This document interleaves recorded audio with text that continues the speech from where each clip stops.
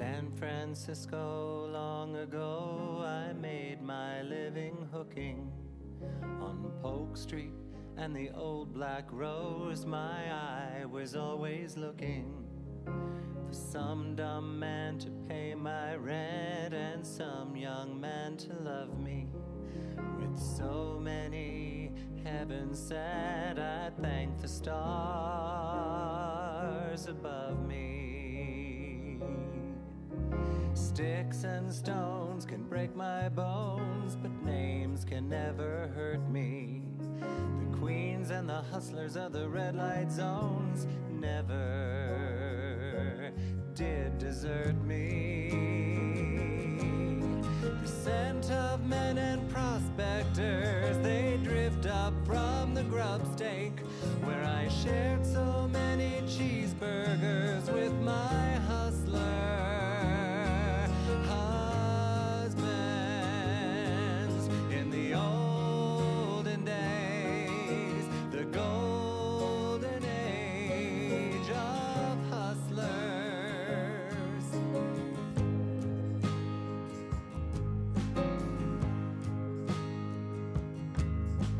I saw the best bodies of my generation, sold, bartered, and destroyed by drugs and prostitution. Pretty queens on the corners and midnight cowboys in the doorways. If you want it, daddy, get it here. It's a candy store in more ways than one.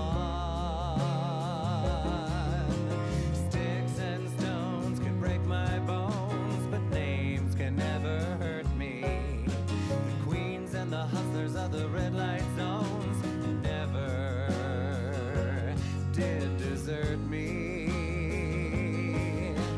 Golden girls and boys almost like chimney sweepers come to dust. It's hard to find someone you can trust amidst the rhinestones and the rust.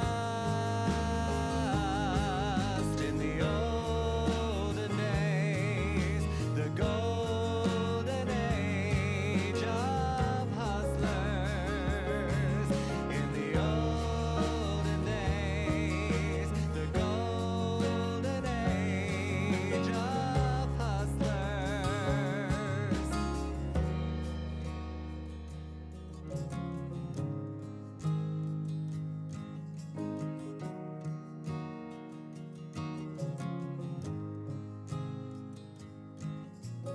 Prettiest boy I ever saw was San Jose Johnny the Libra. Hey, don't make 'em like that anymore, baby-faced gentleman outlaw.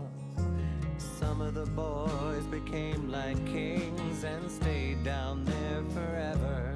And some of the girls became like stars with money, clothes, and fancy cars. Sticks and stones can break my bones, but names can never hurt me. The queens and the hustlers of the red light zones never did desert me. Golden girls and boys almost like chimney sweepers come to dust. It's hard to find someone you can trust amidst the rhinestones and the rust. In the olden days, the golden age of hustlers. In the olden days, the golden age of hustlers. In the olden days, the golden age of hustlers.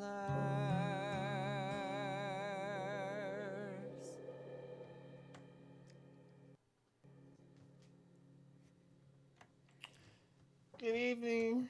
I'm George Bracey, and this is TransWorld.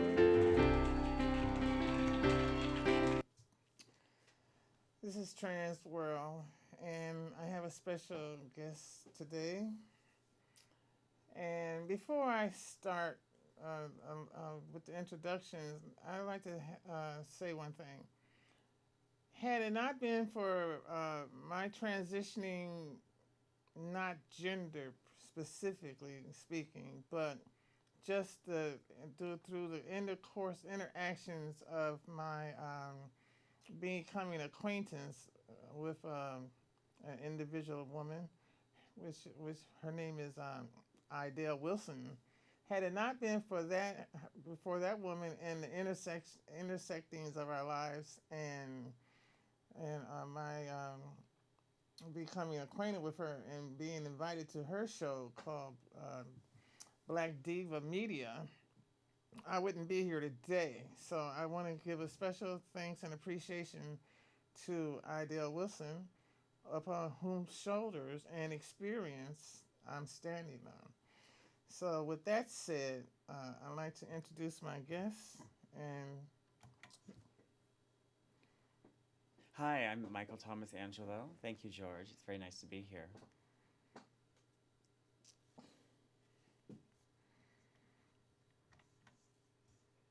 because my guest is unfamiliar with the protocol, it seems like I'm going to have to do some kind of intervention education.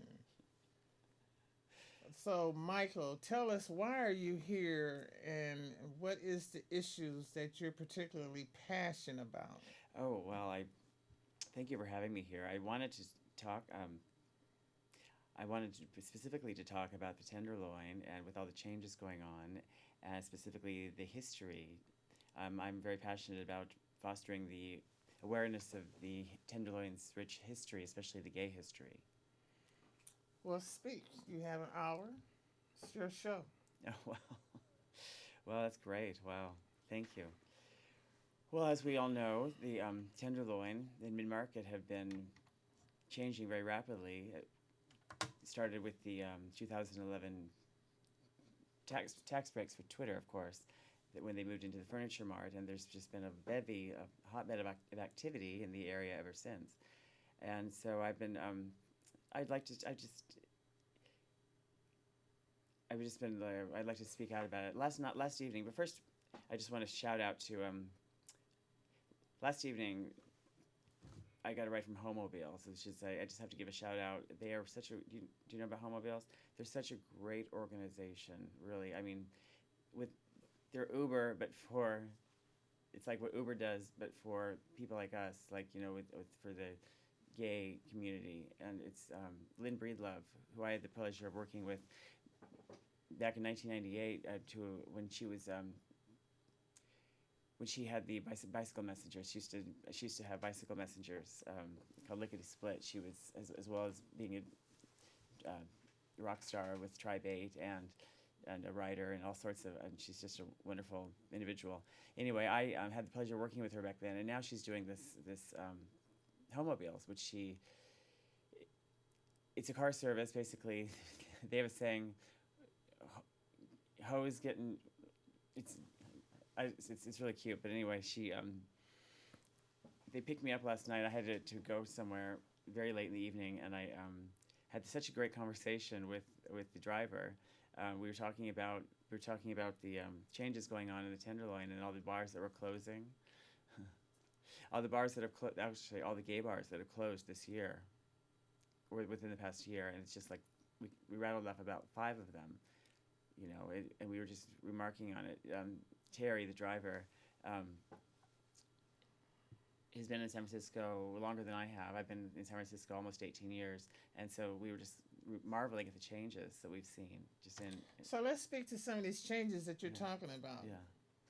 Well, there's been at least 5, like I said, 5 gay bars that have closed just this past year. Estenoche being one of them, the Lexington, Truck, Marlena's. There's a couple more that I just couldn't believe that they all just happened so quickly. I mean, these were institutional bars, and all of a sudden now they're saying, oh, well, there's no need for that anymore. It's post-gay now. We don't really have the need for gay people to congregate. And I was remarking with this driver that was a very personal a very important part of my social development, coming out as gay in my 20s. You know, the bars were the only places that well, not the only place, but one of the you know, the best places to socialize.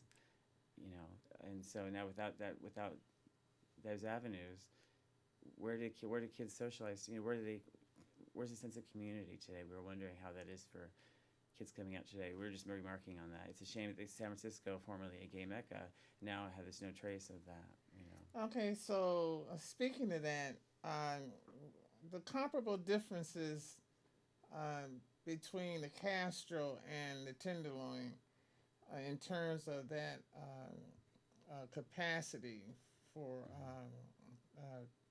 transgender oriented people to congregate. What's the conceptions or misconceptions of that? I'm sorry. Perceptions of the Castro it's always been considered a boys' town, from my experience. Right? It was kind of like the Johnny Come Lately, you know, of the neighborhood of the gay areas, in my opinion. It came out in the 70s, of course, with Harvey Milk's legacy, which they milked to death, no pun intended. Anyway, the actually first gay area was the Tenderloin, before the Polk, and you know, obviously before the Castro.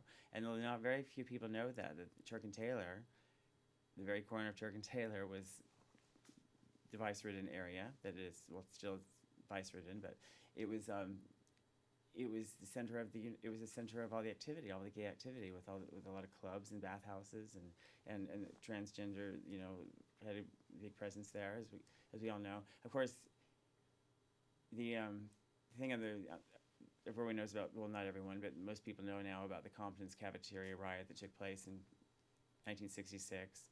They're about to celebrate the 50th anniversary of that. Felicia Elizondo is on.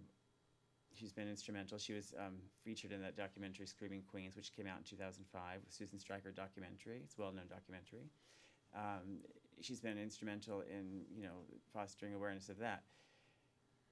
I wanted to talk about the tour.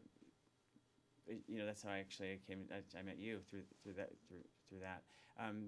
Last March, I was involved in kind of a grassroots effort to do a tour in a gay center tour in the Tenderloin, a gay history tour, and we did. We had it was me and Felicia Elizondo, the Screaming Queen, who led it. It was mostly Felicia, but I got billing too.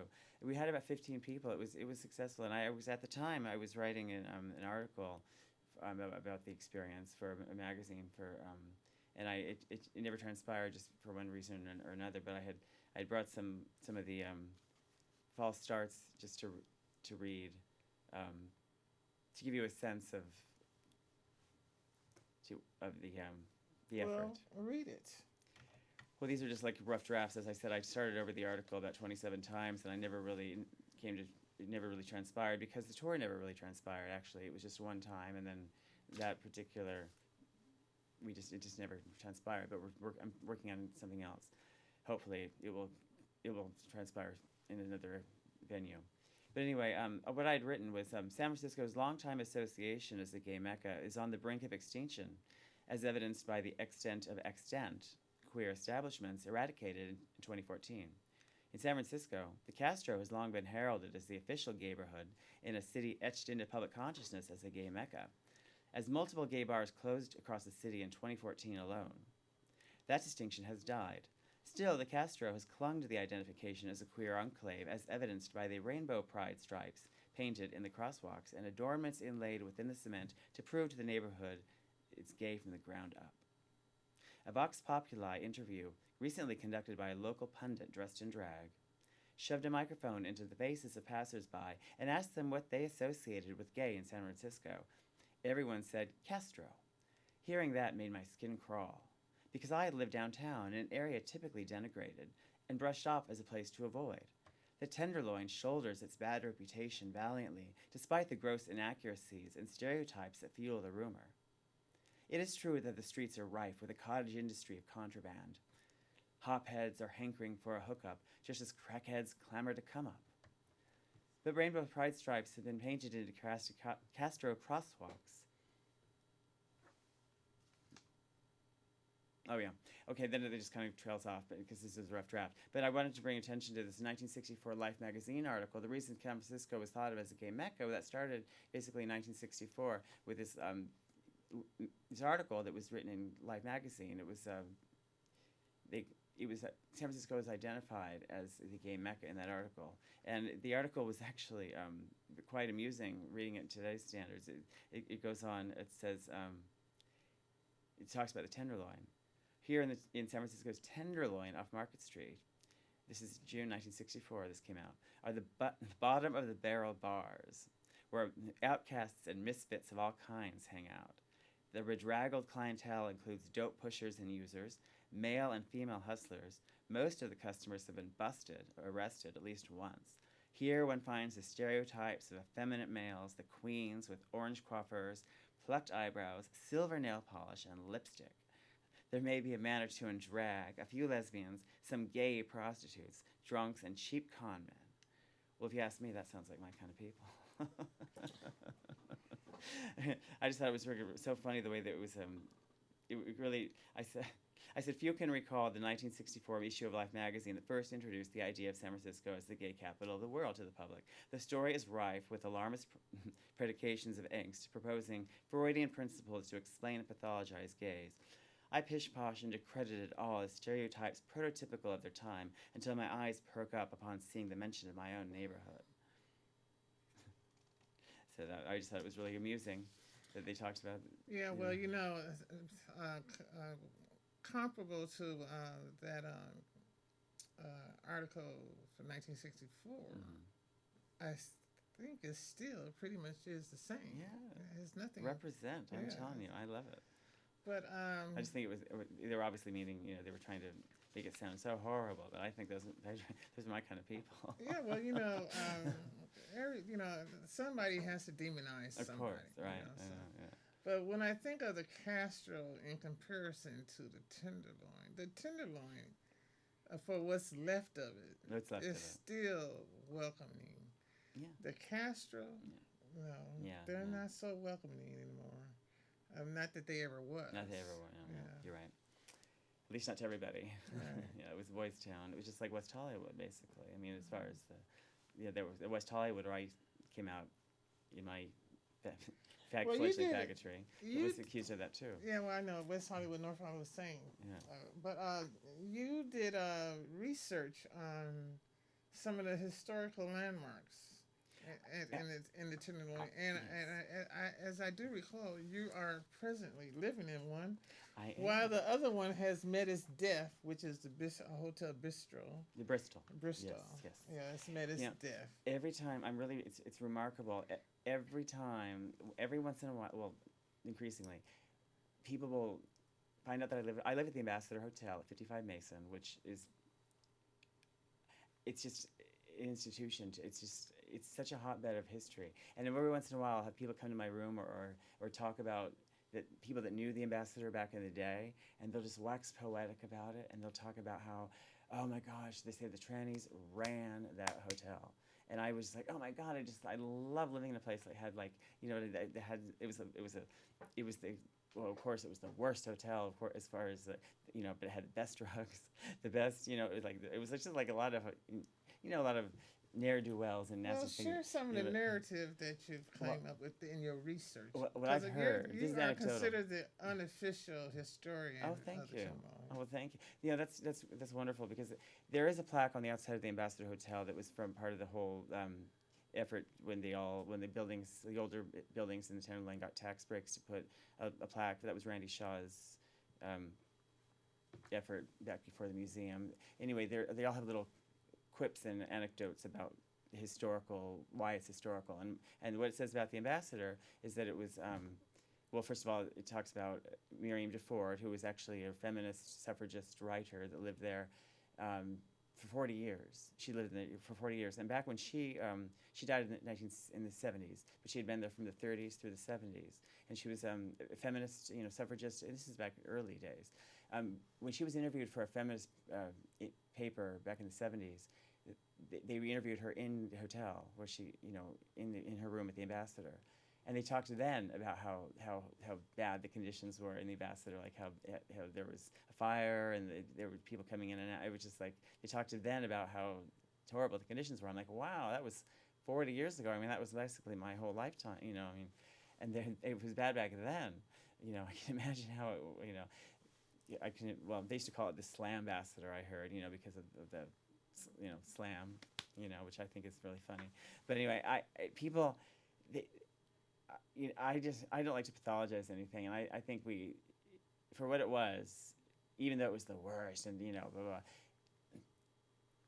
oh my God, every once in a while you'll have people come talk about how oh, that was the best time, like they really, maybe it's just in. What were some of the efforts that you did, that you attempted to have that history preserved? And came upon resistance. Well, I wanted to honor that. I still want to honor that. I mean, I had spoken to the managers. We've had several shifts in management. It's managed actually by TNDC since 2003. And but I've lived there just a couple of years. But I wanted to basically just call attention to the ambassador's former life before, because I think now it's basically very utilitarian in there. There's no people are depressed there. I mean, it's just it's Tenderloin Hotel.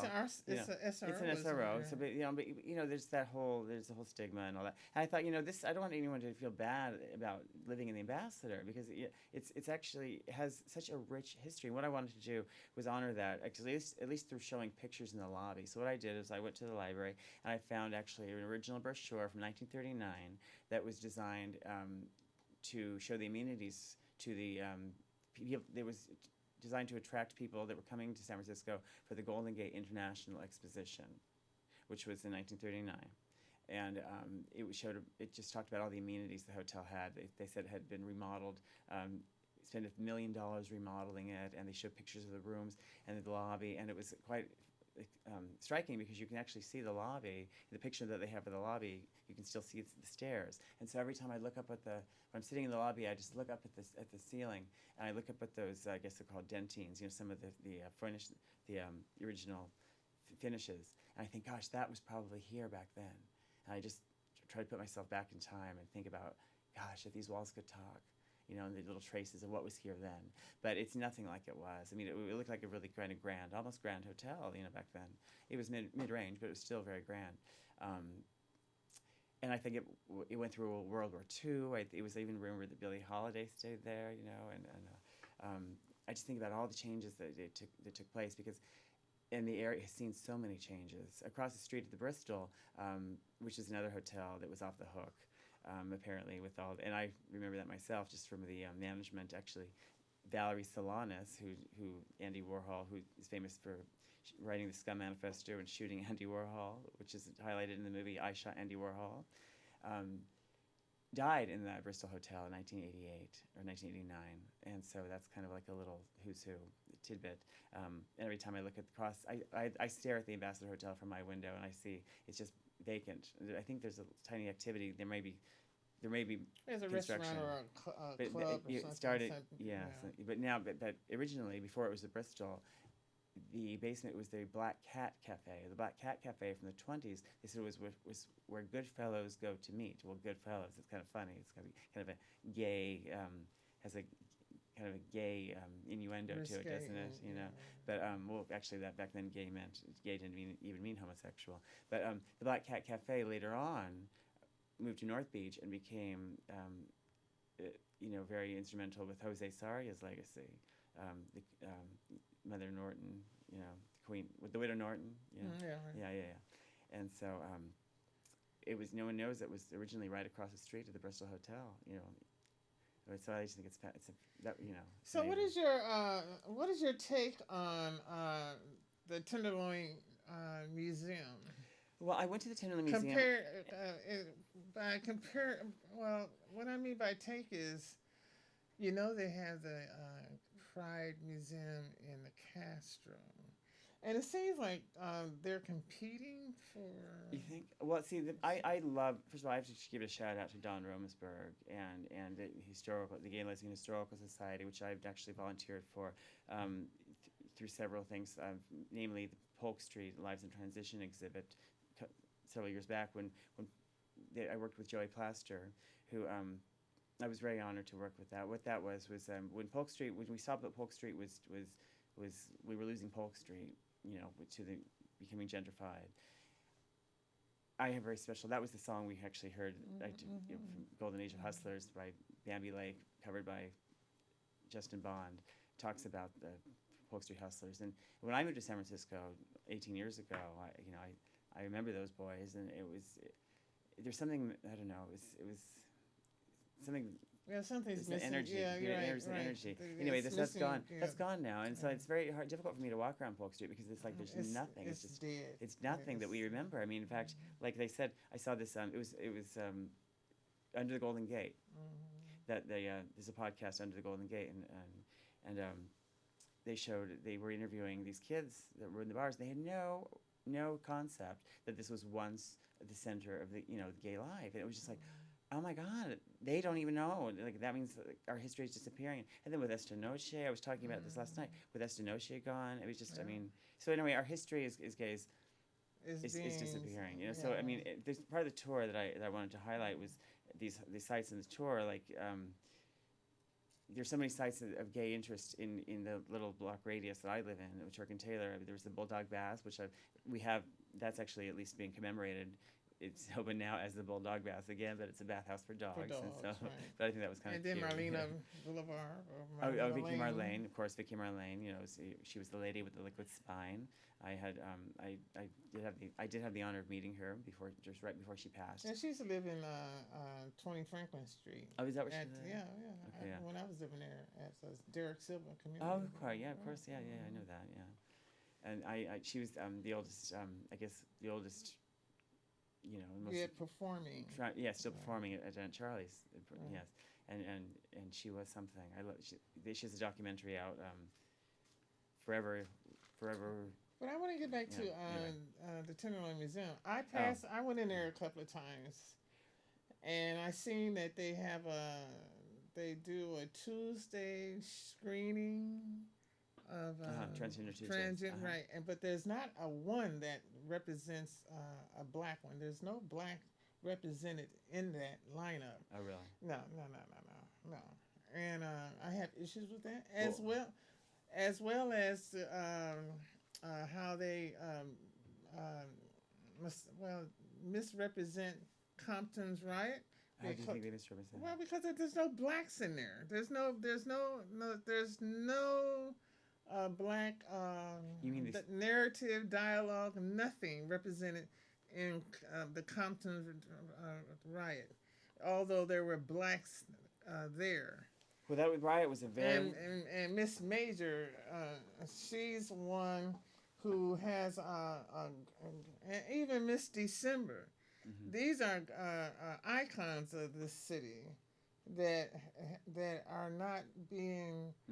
celebrated or remembered, and I'm sure they were there during that outbreak, but and even those people, but no, it's just well, it's like history gets whoever speaks the loudest, like Felicia Elizondo, who's actually been the voice of the Homeless Cafeteria, told me she really doesn't even remember hardly. She's not even sure she was actually there. She's in the documentary is saying she was there, and she said that when they did the documentary, Susan Stryker's documentary, she didn't know she was. I know when I came to the city, I used to go. That was a whole spot. That was where the hoes, the sex workers came and rested. Rested and ducked and ran away from the police. Yeah. You know what I'm saying? The El Rosa Hotel. But I'm just saying. You mean Compton's was? Right. Yeah, yeah. Right. That's what it was. It was actually was that people would sit. And there was a gay manager, and it was like a Denny's. I mean, I think of it like a Denny's, like an all-night coffee shop where people would, But what was happening was it was actually against the law back then to dress against your gender. Like if you had to wear 3 articles of clothing from your biological gender at all time. So if you were a queen, I mean, gosh, my God, you were arrested. I mean, can you imagine getting to jail for wearing mascara? Yeah, I went to jail for wearing I mean, come on. a female artera. I mean, I can imagine. I mean, Yeah. I would have been like, gosh. 18 months. Are you serious? Yes, I'm very much that's serious. unheard of. 18 months. For that? I mean, yeah, Yes, Vicky Marley. I've heard stories. I mean, I can. 18 months. Well, good Lord, that must have been. I mean, Yes, that's back just in ridiculous. Wisconsin. 18 months. Of all places. Yes. 18. But out here, I Talk mean, about fashion these institutions coming into these areas, Mm-hmm. and it seems like there's I don't know, I don't know, seems like they're vying for corporate sponsorship or corporate identification or. Are you talking about specifically for the museum? The museum, yes. Well, the museum was Randy Shaw's effort, and Randy Shaw actually is the director of Tenderloin Housing Clinic, and he's also he's written books on activism, and I basically, if you've read his book, he just published a book called The Tenderloin, and it's basically a historical corrective account of the Tenderloin's history, and it's very well researched. But basically, if you read the book, then you've seen with the museum, because I've seen everything that I've seen in the museum is the book, is pages from the book. So it's basically, it's just the book up on the wall. But I did go to I have an opportunity to see a screening of a documentary that was filmed back in the 60s called Drugs in the Tenderloin. And it was a documentary that was filmed right around, that area where I live now. It was just very raw, It was interesting because that used to be called the meat rack. It was the male hustlers. It was the queens were hustling, in one area, and then the boys would hustle in the area. It was interesting to see and to talk about drugs and how it was just so, like, oh wow, this is the area for all this vice and drug activity, and it was very real. It was like direct cinema documentary.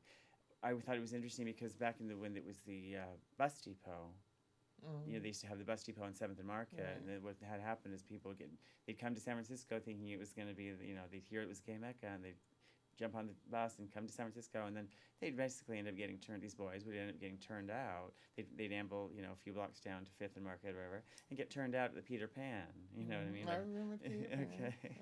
Yeah, I mean, so I always say turned out, but it's like, sold into slavery, They get shanghaied basically by some benefactor, and, Some sugar daddy. some sugar daddy, yeah. And then, and it turned out there were so many hustlers. There was such almost an epidemic of young hustlers that they, runaways. They formed actually the first mobilization. They mobilized. It was the first gay youth group they were the first group to mobilize as gay youth in the nationwide. It was called Vanguard. And they were kind of neck and neck with the Queens, because they were all, disenfranchised, and they were sitting at Compton's together. The boys were over here, and the runaways were, and then the Queens were over here, and then but they were all, basically two disenfranchised communities coming together in this Compton's cafeteria, and they were both targeted by the police. The police were always harassing them, and they were instrumental in the riot, the famous riot that predated Stonewall by 3 years. There was somebody, I guess I was told, there was a lesbian they called Sugar Shaker. Dyke. She threw a sugar shaker through the glass window, and it started the riot, and there was drag queens throwing coffee and things like that. But So, what are some of your issues that you have with, and I know you have quite a few, with Randy Shaw's? Not necessarily. I don't want to. I mean, because Randy, I know Randy. I'm not talking about Randy Shaw personally. I'm talking about as far as his the museum, stewardship over the museum. Well, the museum. I have to be fair, because I have not gone. I mean, I've gone over there as a guest, and I saw the film. Yeah, he's in it to me. There's nobody. I didn't see anybody from the community there. Actually, that's what I was going to say when I went there. It was all people coming from, I don't know where they're from, but they were learned. They were clearly not from the Tenderloin, and it was. I just thought that, I don't know. I thought that maybe there could be, considering it is in the Tenderloin. I don't know who these people are doing tours over there. There's all this talk about tours, and they're basically partnering up with Piano Fight to do these like theme nights for techies to come and see how the Tenderloin. It's all very to sell drinks at Piano Fight and doing package deals to do a tour and then do drinks and like ended it all in the nighttime of entertainment. And it's like, oh great, so basically it's basically tourism for the and to show these tours. I thought they're actually having tours for techies to show them that it's not threatening. I thought, oh, don't pander to the stereotype. I was like, if they're scared of the neighborhood, we don't want them there anyway. Let the myth pervade. That it's scary. Stay out. I just thought that like pandering to the man. I mean, who cares? I was kind of upset about that. I was like, it's our neighborhood. I kind of like the rumor that people think it's scary to go in there. Then it keeps we don't want them there anyway. So. But anyway, it was really sad because the 21 Bar, which is the oldest dive bar there left, right there in Turk and Taylor, is now gone. And they had all this memorabilia in there. You used to be able to go in there, and they had just great memorabilia. They had been there so long. And it was a dive. It was a real dive, but it was a community dive, and it was very very special to the neighborhood, people that went there. And it's gone now, and they. And the one on High 222. That was the Black Hawk. You mean the Black Hawk that used to be there? Yeah. That used to be the Black Hawk, and that was a big jazz club back in the '60s, and that was actually torn down. That was that one thing I could say for Randy Shaw's museum is that they are drawing attention to that what took place there. The jazz musicians, the musicians that took place, the Grateful Dead, the people that recorded there. Some very famous. In the Cadillac Hotel. Oh, in the Cadillac Hotel. It's actually at the bottom of the Cadillac Hotel. Yeah. And so many things took place in the Tenderloin. Actually, originally it was called St. Anne's Valley. Even before it was the Vice area, it was St. Anne's Valley, and then it was a valley actually. And Castor was Goat Hill. Oh, I thought. Really? Yeah, No, I thought it was Eureka Valley. Goat Hill was like Goat Hill. I thought it was they had goats up there to keep the. I thought that was near Potrero. No, it was Goat Hill. Potrero too, but Goat Hill. Yeah. Oh my goodness. They had a problem with rodents or sheep or something. But I remember I used to live in 27th and Diamond. Oh my God. And okay. I was told that by long-term residents that lived there. Oh gosh. This morning I walked back from 17th and Sanchez. I was coming home this morning, and passing these Victorians and walking through the neighborhood, and I just thought, oh gosh, they're just such gorgeous homes, and they're just so, and I just looked up and I thought, gosh, they're so expensive. It's just so sad to walk through now and realize that it's just all, and the church closed, and so many changes are happening, and it's just like, I don't know, I've only been in the city almost 18 years. Well, that's a long time, 18 years. But I think about the people like yourself who have been here even longer. You've seen so I've been many here more. since '84. Yeah, you've seen so much more changes. I mean, I don't know how you can handle it. I mean, I have a hard time with change, as it is. But anyway, back to I just wanted to talk more about the ambassador. Go ahead. That's what I want you here for. Well, the ambassador. I wanted to bring some kind of commemoration, to talk about it because. It's not a dive. It's not a dive. Well, no, it's not a dive, and it was very instrumental in the gay, not just in the Vice, but also with the AIDS care. That was the first. There were so many people dying of AIDS in the epidemic. Then when Hank Wilson, the manager of the hotel at the time, he was known as Mr. Ambassador. I want something to. He was responsible for the influx of people with AIDS coming into the Ambassador to live there as the final resting place. It was the first hospice, basically, before the city really had a system of care, to handle AIDS patients or people with AIDS. They didn't know what the hell they were doing, and the Ambassador was where it all happened. I mean, people had died their last breath there. They had their, there was dementia, all the horrible, ravaging things that happened with AIDS back then. Oh, I remember. You know. I remember what was up in there, housed up in there. Yes, I mean, I think about my room, and I think about, I stare at the windows. The view from the window would be the same, but everything else in the Yeah, the bistro too yes. was where a lot of the girls went and braved their final. They said people would they wouldn't know they were dead, and they would just start smelling that, it would, that you wouldn't know, and because I guess they were can you known imagine? as those two in the West were known as AIDS hotels. They were officially known as AIDS hotels, I guess, yeah, because that was because of Hank Wilson. I wanted to have something. I wanted to have some kind of exhibit, and actually there was a photography exhibit back then by Paul Fusca, who was a photographer, and he did these really raw photographs of people dying, or people's last life at the Ambassador. It was like direct cinema. It was very raw and very real, and it just showed the truth. And I see this photos today. It's jarring because you see people, and they're in what looked with AIDS, with the Kaposi sarcoma, and I recognize from the interior. Oh my God, that's the hallway. I see some of the architectural things in the Ambassador that are still there. The roof that they used to throw cigarettes out on, there were rats running around. That's now a pavilion. We have a courtyard pavilion that they turned it into a pavilion where we have our. It's a patio, and we go out there, and it's a nice little area for us to. It's a sun area, but back then it was just a roof, and people just threw cigarettes and garbage on it, and so there's been a lot of changes. I just think that people don't need. I think people need to know that. The people that live there now, a lot of people are just walking around in a daze.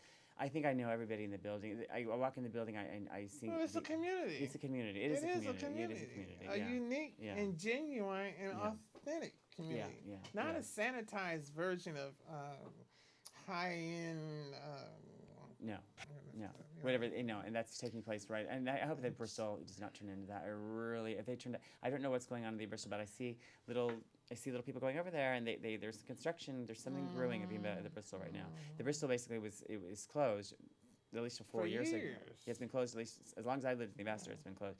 And what had happened was they'd started to remodel apparently, and then they ran out of money, and then it was just left, and it was just abandoned. And so, and I stare straight into these windows, and I just think, gosh, can you imagine the peep show that would take place if these people still lived in the hotel, like it used to? Oh my God, rear window, but anyway, so it's very quiet on that side of the street, which I'm not complaining about, but on the Eddie side. There's all that activity. And that's the other thing. Right under the tea room, there's one gay theater left. It's like the old, basically the they old-fashioned. Call it. They refer to it as a last. Fuck palace. Something like that. Seedy. Yeah, the seedy.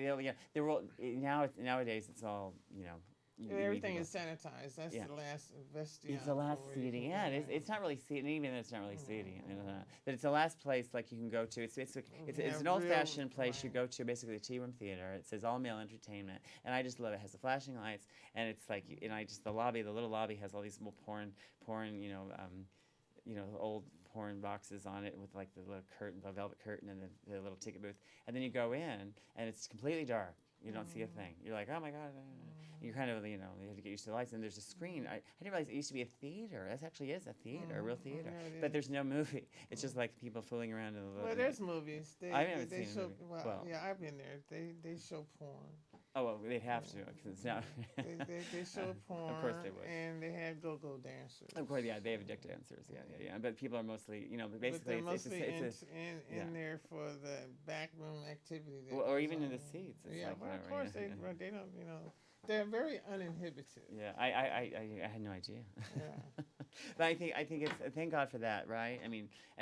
I went to this wonderful presentation a few weeks ago at the Don Romsberg's venue at the Historical Museum in the Castro, and they had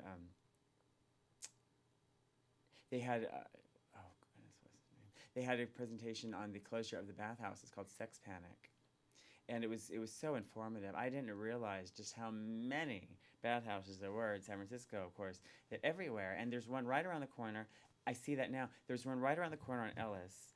And I see that every time I pass it, I just I salute it, and I think about what it has Turkish it has like a Turkish moon on it, and I that used to be the athletic club. It was Yeah, the then athletic, there's one down there. the Bulldog, of course, but that's No, no, no. I'm talking about what they call it. Well, it was a natatorium at one time, and then it was a hostel for a minute, briefly. Which one are you talking about? Right there across the street from Hilton. Yeah, right next to the parking lot, right across the street from Hilton. Mm-hmm. The natatorium. The natatorium. Well, that's what it was, a swimming hole, but it was a bath. Oh, okay. Well, I'm Yeah, sure, yeah. Was the Hilton, that wasn't even there back then, probably, was it? No, that wasn't. You know, actually, Dianne Feinstein, if Dianne Feinstein had her way, the entire Tenderloin would have been eradicated. They were going to build, that was going to be the convention center. They were, like, when we have Moscone Center, South of Market, they wanted to build that convention center in the Tenderloin. And the only reason they didn't was because of the topography. It was too many hills. So they didn't want the tourists to have to walk. But so thank God for that, right? But they did. They eradicated a lot of the original whorehouses that were there, a lot of the original Victorians, and to build these hotels like the Hilton and the Nico and these horrible Park 55, and Park 55 was where all the bookstores were. I heard, and they got rid of those. Now it was and the arcades. corporate. Yes. The penny arcades, and they got rid of those vice. There was a vice area back then. You had to have, I guess, the gay had to exist in a vice area, and as the good thing is, as they got more power, they got out of the vice area. Well, so it was the same thing down there in Fremont when the bus terminal, where the old bus terminal, that was a whole gay scene down there. There was an arcade right across the street from there, and a couple of and the Embarcadero too. Yeah, I mean, it was all kind of. I just think about sex clubs and bathhouses, and I just that was a cruising spot. Yes, yeah. I mean the Embarcadero, and right around the corner from, we're on Market Mason right there. There's that little T-shirt shop where they sell those horrible Marilyn Monroe, bastardized Marilyn Monroe T-shirts. They're all gangbanger, like she's all done up. Anyway, it's just really kind of ghetto punk. Anyway, that used to be the old Crow Bar, which is the oldest dive hustler bar for 50 years in the city. For 50 years. And I was just like, wow, gosh, I just think about that. All those theaters. The reason the mid-market originally. And it was an art to hustling. There was art to hustling. Yes, there was art to hustling. It was an art to hustling. Thank you. Thank you. You had to finesse. You had to have finesse and panache. The old, you when I moved here. You just couldn't be out there. Especially, or on these online. I mean, there was, when I first moved to San Francisco, I was enamored with the archetype of the gay hustler, for fashion, it made me just like to there was the truck driver, there was the gay hustler, there was always that, that kind of mystique about it, the old Pulp Fiction, there's a lot of gay Pulp Fiction books that talk about, it's like coded, it's very coded, and so I've always been enamored with that, just kind of romanticizing it anyway, but it was an art to it. There was an art to it, there really was, actually, when I first moved to San Francisco, and I, fell into the milieu, so to speak, on Polk Street. And I do remember, it was like the boys telling me how they walked against traffic so you could see the drivers' faces, so they could hop in the cars, and there, all these little things, there's little subculture. It was very interesting. Of course, nowadays it's all, that was the attraction at Polk Street. You can step up out of the doorway. I used to live at 1081 Polk. Right across the street from the fire department. Oh yeah. Oh yeah, I was one of two black individuals that lived there, and I mean I lived in the front of unit apartment right up over on the second floor, first floor, right up over the doorway. So yeah, you can walk out your door and jump into a car, like you would like a taxi, with a to a date. Yeah, to a date. I mean, that was common. Yeah. There was no solicitation. They saw you. They liked you. They met you. Well, there was the whole song and dance, like it's standing at the photo, the phone booth, and you strike a, you step out your door or the doorway, you strike a pose, and there you go. Yeah, then you go. You have a drink, you go, the way you go. Yeah. I remember. Now it's it's all different. When I know, and then there was no Craigslist. I mean, there it. was then there was then people went to online, and then Craigslist, and then that stopped, and and now people, the whole thing with rent, it got really ridiculous because there was pride actually for people saying, oh, I'm a hustler and I make this and I only charge X amount of, and I was like, you know what, I always had like a self-esteem thing for it. I thought hustlers had to be, you want something you want to purchase, so something a hustler. Yeah. But these boys, and they're just the attitude. I was like, no, you're not a hustler. You can't be a hustler. But I still I don't know. I shouldn't get into all that. And back then, it was never nothing. It was so. There was no price quoting. There was. It was quite. They're always so. And they have an app for it now, and it's like a boy next whore. I mean, that's a great marketing scheme, but it's too marketed. It's too polished. It's too like he has a sanitized. There's no excitement, and there's nothing. Pay him with a credit card. Right, there's nothing daring or dangerous or adventurous. It was survivalist. It was really survival. It was Yeah. Anyway, that's all. Maybe we're romanticizing it, but that's just. But that's the attraction. That was the attraction. Yeah, it still is, because people, they're not coming here to just to look at the exteriors of architects. They're coming here to get down, to experience their fantasies and their fetishes. Well, that's what it used to be. They're not coming here just to be gainfully employed in a technology. I heard that they did a poll or something about why people are moving to San Francisco, and gay was not people are not coming to San Francisco because it's a gay mecca anymore. They're not coming because gay is everywhere now. Hello, I mean, you can every city, everywhere. It's not. You don't need these little areas. You don't need this certain area, and so, which is good. I guess it's because. But what I've been disturbed by is the absence of the. Because I can remember coming up in just being in high school and hearing just like about the gay activist trope. Right. You know what I mean, with the ACT UP, and there was that whole militant kind of, and that's gone. Right. I came out here as a result of Harvey Milk being elected supervisor, and they showed his inauguration on TV, and his lover. That's what drew me. Although I had been out here prior to that, because I was stationed at Fort Ord back in the early 70s. But I came back to San Francisco because of that. And I figured, well, this was a place where I could live out my life, and, pursue my, own alternative lifestyle. Alternative lifestyle, freedom, right? Yeah, I pretty much done that, but trust me, it hasn't been easy. It's been a lot of barriers and a lot of challenges. But that was the draw for me. Yeah, Harvey Milk. Okay, so Harvey Milk, really? Okay. Mm-hmm.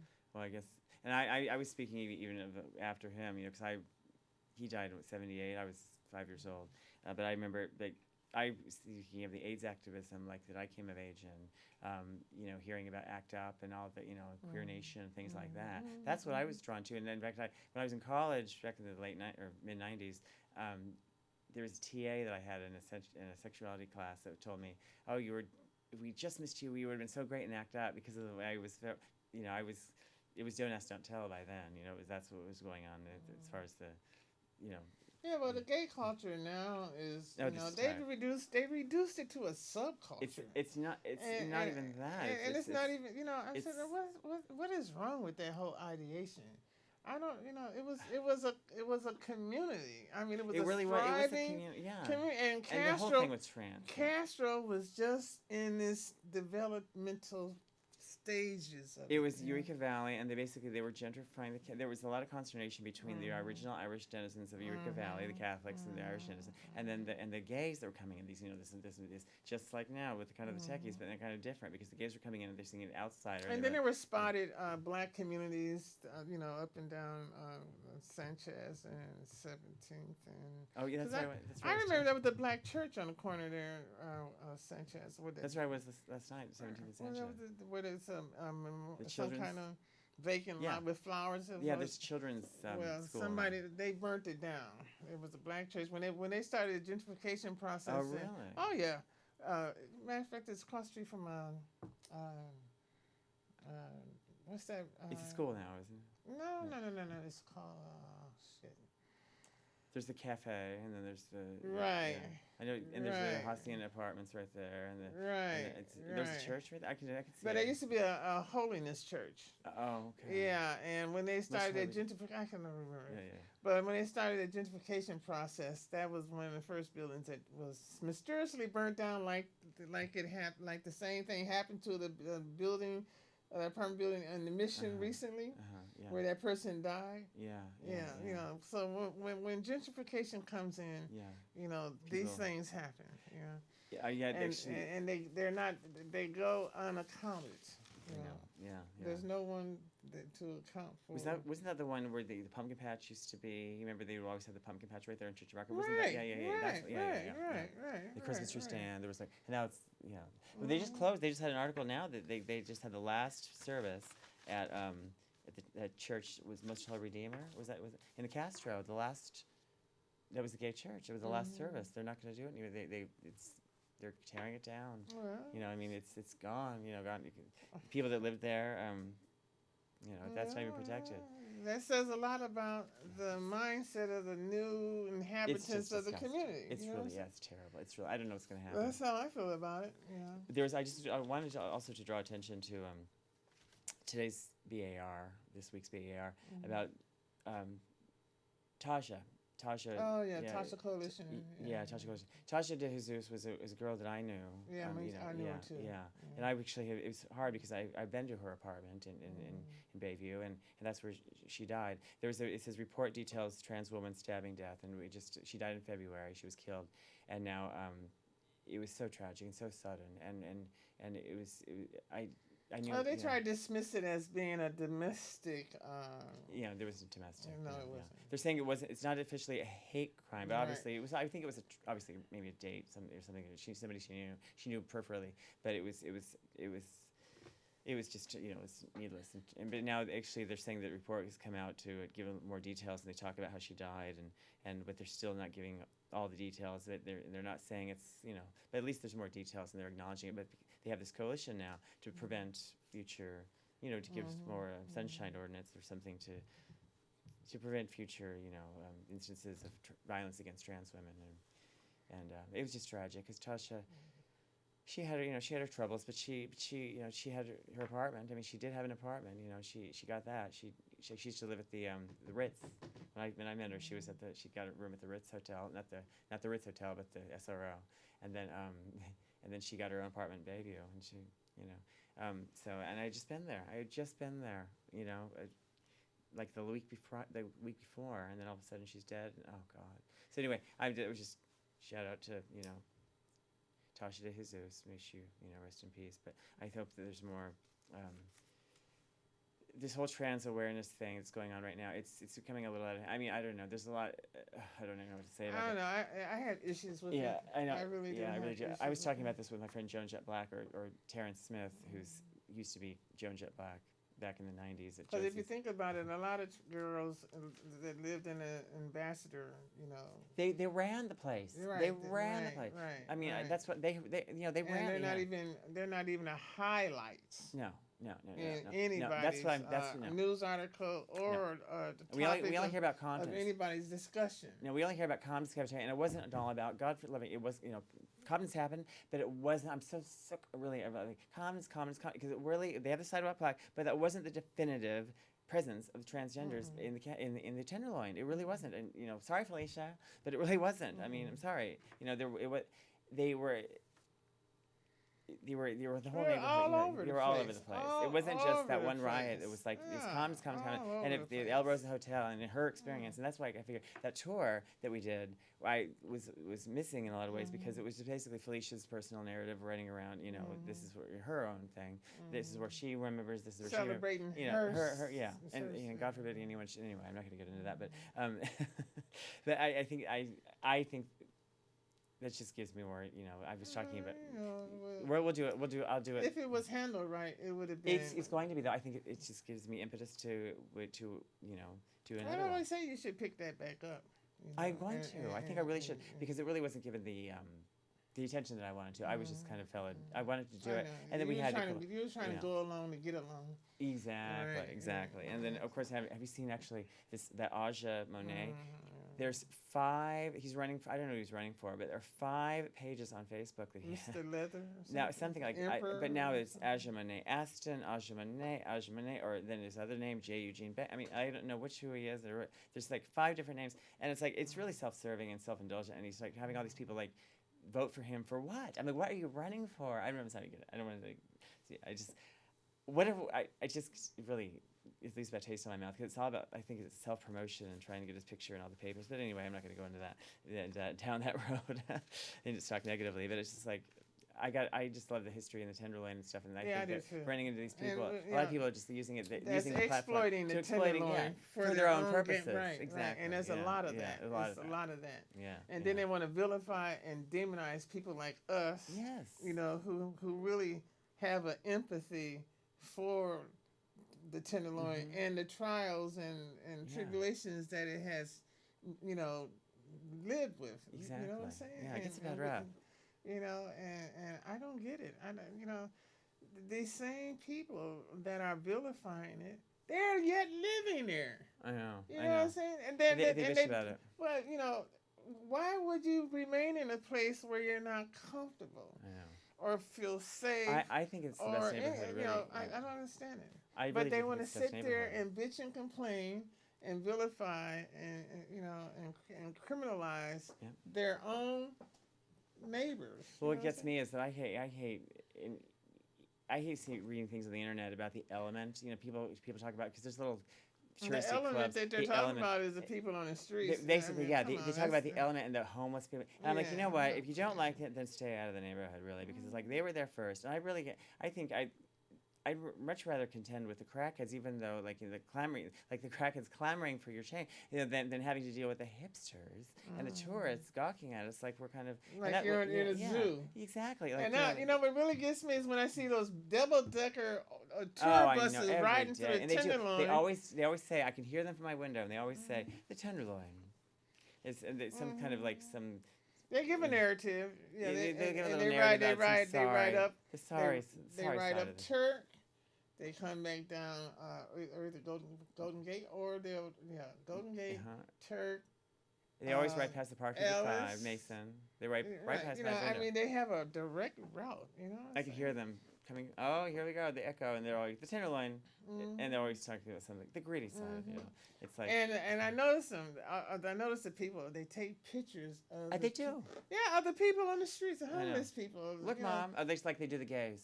Like, you know, that's what I say. Whenever I see the tour, don't and skip it. And it's so ugly. You know what I'm saying? I love it even more because when I see that, I represent. I'm like, you know what? They want to say homosexual. They're going to say homosexual. So that's when I like, you know, I walk through Union Square. I'm like, I'm going to show them homosexual anyway. But I can get myself into trouble that way. Oh, but I do the same too. You know, I want to see type. You want to revert me to type? I'll, you know, I'll show you. You know, I leave on my spot, and I live on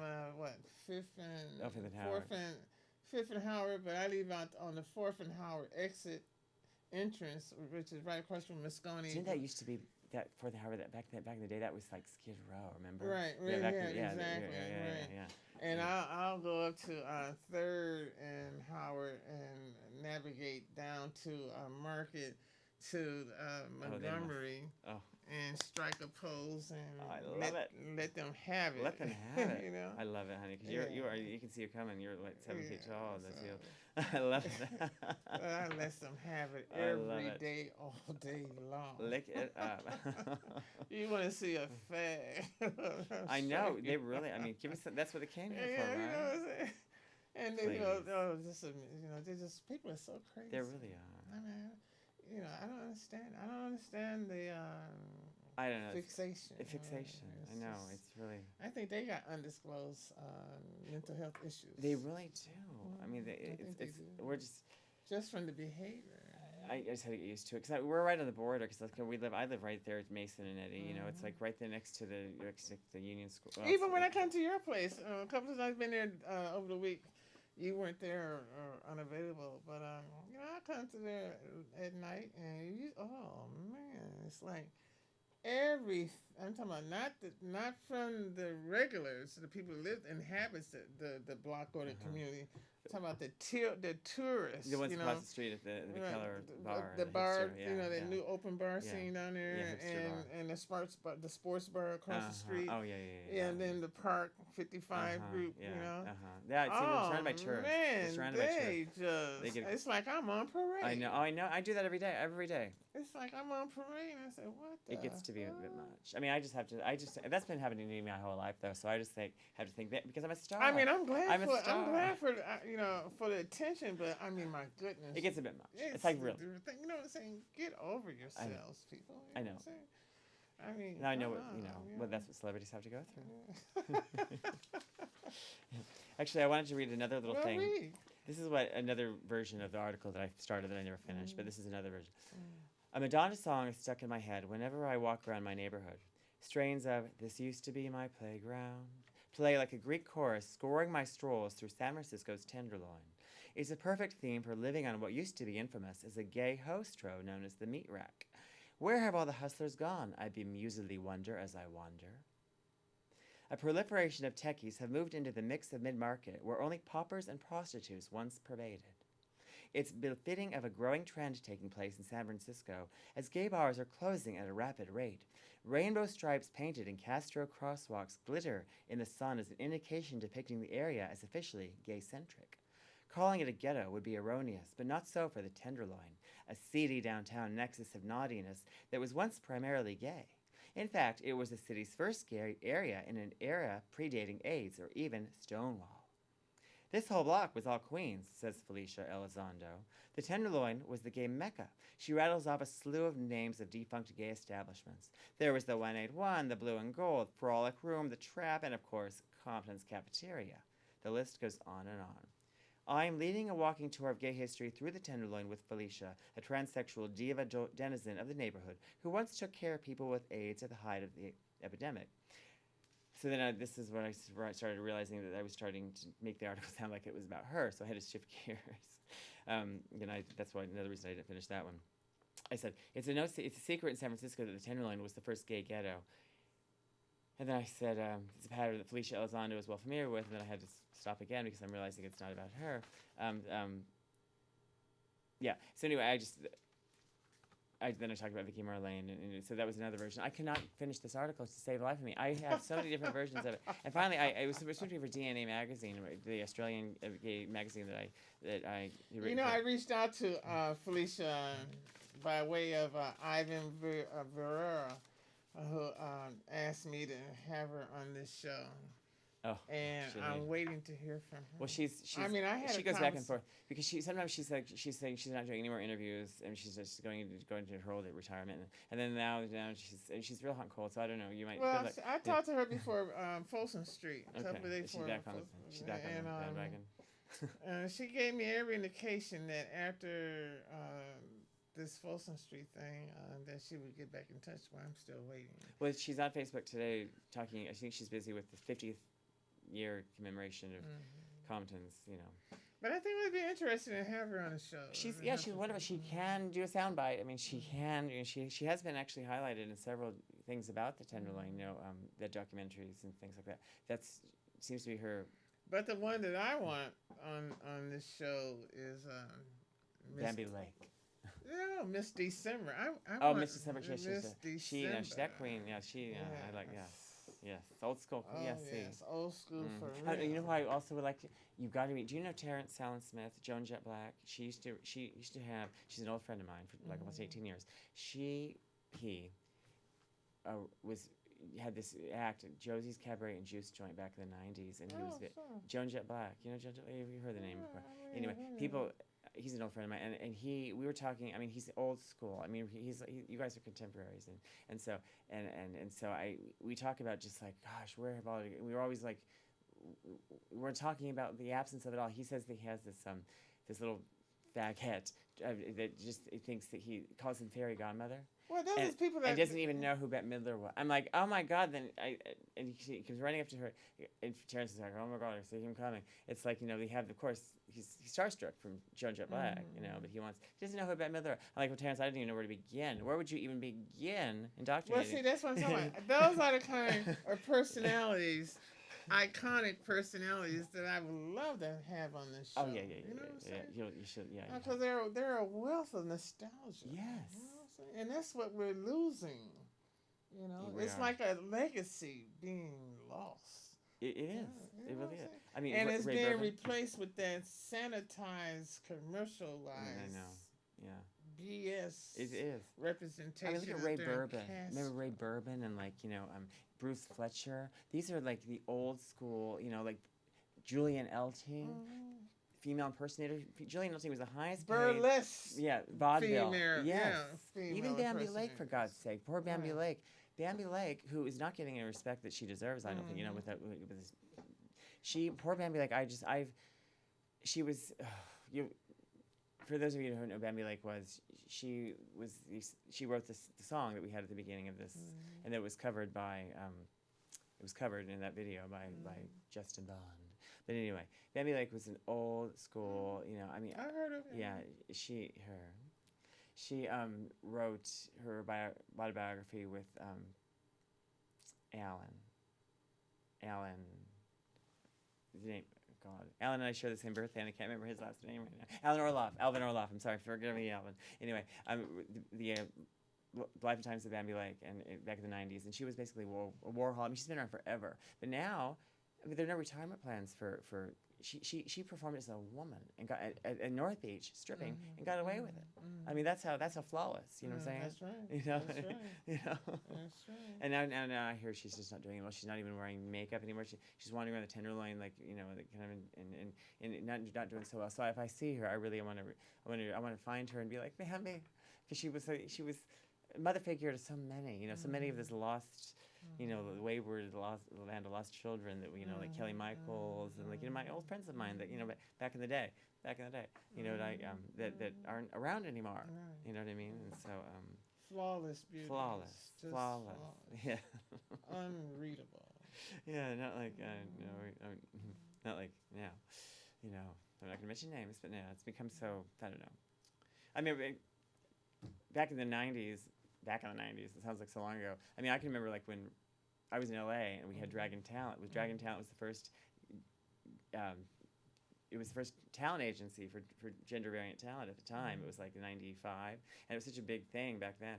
And RuPaul was popular, and we were going out on auditions dressed in drag, and then it was the same area that Nicolina did Tranny Shack that was started as just this little bar thing on Tuesday nights and became this whole, this Tranny Shack. Now they don't even let you say tranny anymore because it's politically incorrect, whatever. I mean, can you believe that? It's With Divine. I mean, I was so taken with Divine. Divine. Oh, my God. Divine. Oh, my goodness. Talk about an actress. I know, seriously. 1988, I mean, I was like 12, 13 when Hairspray came out. Or 14, actually I was 14, when John Waters' original Hairspray came out. And I read all about Divine. That's why I became indoctrinated into Divine.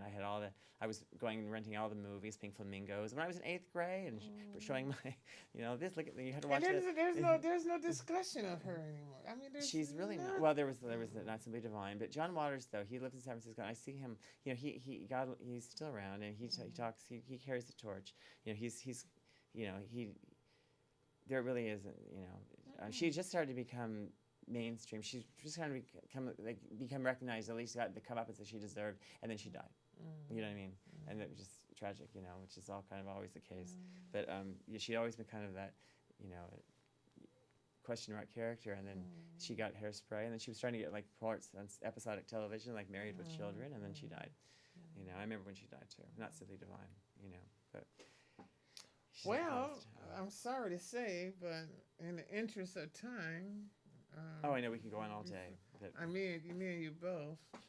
But you have any parting words you want to? Thank you for having me here. I've been wanting to do this. I know. I just wanted to tell you. But the viewers. Oh, the viewers. Anybody out there you want to? Basically, if you're coming to San Francisco. They're not wearing flowers in their hair anymore. They're not, but They're tearing down buildings. they're tearing down buildings. It's genocide. It's cultural genocide taking place. Actually, Oh, yes. it really is. It's cultural genocide taking place, and because I think that just. Hear me out. Just the last thing I want to say. With the gay activist trope that is disappearing now, we've become very centrist and middle of the road. It's become now aspiring to be just like everybody else. Well, now they're just as boring as everybody else. The gays have finally reached the level where they're just like they marry. They reach equality with marriage. Great. Now you can marry and get divorced like everyone else. You don't have to join the military. That was always the special part about being gay, was you don't have to join the military and you don't have to get married. And now, basically, you can join the military and you can get married and you're just as boring as everybody. So, I mean, it's like it's like, where's the shtick? Where's where's our special, where's the difference? Like, you know what I mean? Well, I don't want to be like everybody else. So, like, if you're gay, I don't know, just, it's not post-gay. I don't know. I'm not going to have anything really profound to say. And, like, I'm just, respect San Francisco's history, and honor what was there before. Really, and it's like, don't come down and tear down building. I mean, it really just honor what was there before, really, and just feel it. Just feel a sense of it when you're there. Feel what was there before, and just honor it, and be, show some respect. Really. Anyway, thank you. Well, with that, I certainly do appreciate my special guest, Thomas Angelo. Thank you. So yes, we'll be back here again next week. So with that, I'm out. George Bracey, TransWorld. Good night.